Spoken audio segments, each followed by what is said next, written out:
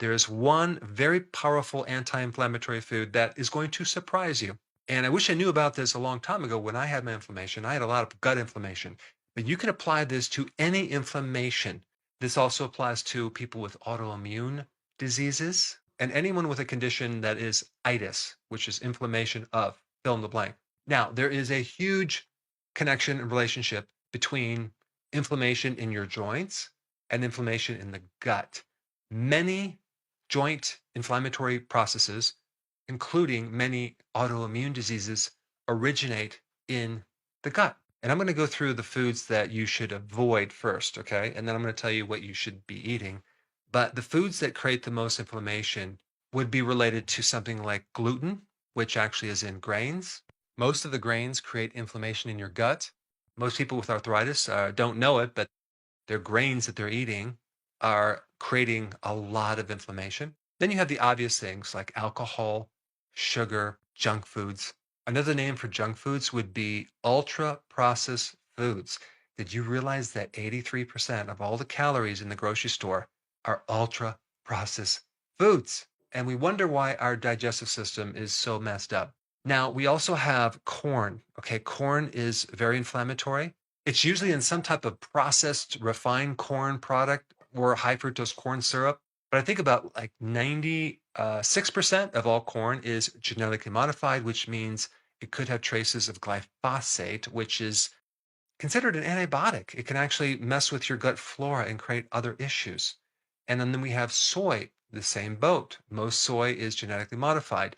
And soy and corn have lectins, which also irritate your gut, which then can stir up the inflammation. And by the way, corn is not a vegetable, it's a grain, okay? And we eat corn in so many different things corn chips, tortillas. It's in a lot of foods, especially at the grocery store.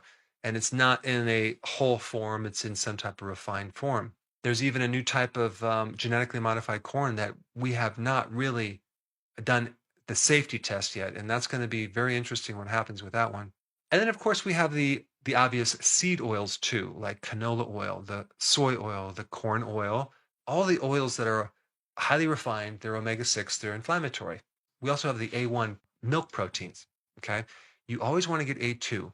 A very safe way to avoid the A1 is to have like milk products from either goats or sheep, as in sheep or goat cheese or sheep or goat kefir. Both of those products are fermented and they have additional benefits. And both of them are the A2 type protein. But I will say that a lot of people have casein allergies, and that is the problem. But then again, they also might have a lactose, milk sugar intolerance, okay? And that creates another issue. The same thing with gluten. You don't necessarily have to have an allergy, it could just be a gluten intolerance. And then we have just fiber in general, not to mention all the new functional fibers that they're coming out with, like the soluble corn fiber or the tapioca fiber, all these different fiber products that are supposedly going to be good for you, but they create more bloating and inflammation. If you have inflammation wherever it is, and if it's especially in the gut, you need to avoid fiber. And that includes all fiber, and especially the so called healthy, like plant proteins and beans and legumes and even vegetables. That's going to actually irritate your colon. You should probably do carnivore for a while and you'll probably feel a lot better. But I just listed all of the foods that greatly contribute to inflammation. So now let's talk about the most important food to get rid of your inflammation. This food has a very high level of glutamine. In fact, if you look at all the foods out there with the highest level of glutamine, it would be this food.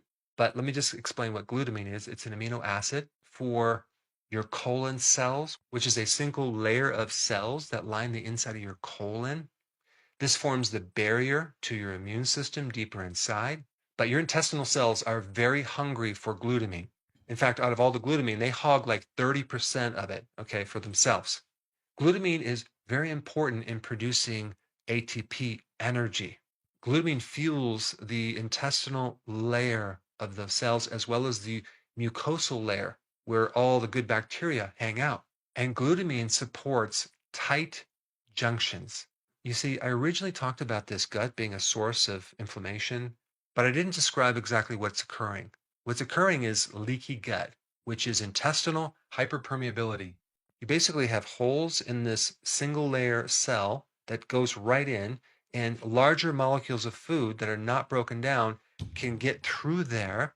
And then your immune system tags them as a foreign entity to be destroyed. And that's when you start developing antibodies and allergies against foods. So this problem really is a bypass of normal immigration. It doesn't give the normal stamp of approval through the immune system, and it gets through and it creates a lot of problems for you. So all of those bad foods I talked about kind of put a hole through your intestine.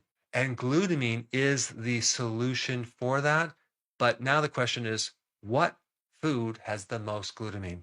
And the answer is meat, specifically beef, the thing that they're trying to get rid of right now. They're trying to get rid of cows because of just some ridiculous reason, but beef gives you a super healing protein, glutamine, that can greatly support your gut and other types of inflammatory conditions, whether you have an autoimmune or some other type of non-autoimmune joint problem or whatever. Now, you can actually take glutamine as well, but beef is the best anti-inflammatory food that you can possibly eat. In fact, before the ketogenic diet, when I was eating all those carbs, and when I switched over to beef, oh my goodness, did I feel better. It was incredible. I no longer had bloating, and it was really weird because I thought that you needed fiber to kind of push things through, but little did I know that beef really calmed the fire down in my gut, and a lot of inflammatory conditions went away. I had arthritis so bad in my hands and my spine, I had no idea it was connected to my diet and primarily all the carbs and grains I was consuming. You just have to try it. Let's say that you're a vegan and you want to know what is the best vegan source of glutamine. Ready for this? Cabbage. That's right, especially red cabbage, but all cabbage is loaded with glutamine. So those are the two foods that have the most glutamine if you were to look at like just the spectrum of a meat and a vegetable. And this is also what I talk about in other videos using like cabbage for gastritis or an ulcer or any type of GI inflammatory condition. You can't really do a lot of other vegetables and fiber, but that's the one that most people can deal with, especially if you do it in a fermented form, the sauerkraut, because that way you get all this glutamine from the vegetable, but you get the microbes as well. Now, there are other things that are loaded with glutamine as well. You have cheese from either a sheep or a goat, or the kefir, like I mentioned. You also have eggs and fish, and especially bone broth, okay? That's loaded with glutamine. So now I kind of simplified how to heal your inflammation and gave you the things that you need to avoid to really turn this thing around. I'm telling you, if you have inflammation, I don't care what kind, you should start eating these foods. I would start basically eating beef and cabbage and just watch what happens to your inflammation. I think you'll be quite surprised.